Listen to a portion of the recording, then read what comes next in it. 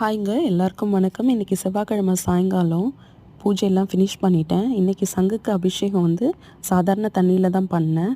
பண்ணிவிட்டு க்ளீனாக தண்ணியெல்லாம் வடிச்சிட்டு அதில் மஞ்சள் குங்குமத்தில் பொட்டு வச்சேன்.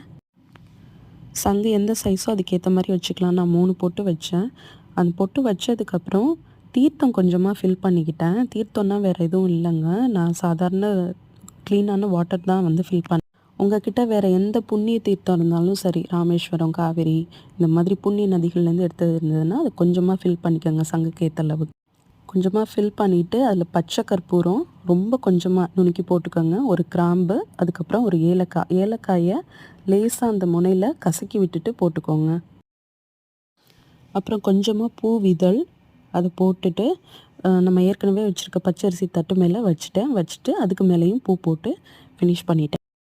பூஜாரியை கிராண்டாக வைக்கிறது முக்கியம் இல்லை. சங்கு ரொம்ப முக்கியமான மங்கள பொருள். அதுக்கு செய்ய வேண்டிய பூஜையும் மரியாதையும் கண்டிப்பாக செஞ்சு தான் ஆகணும்.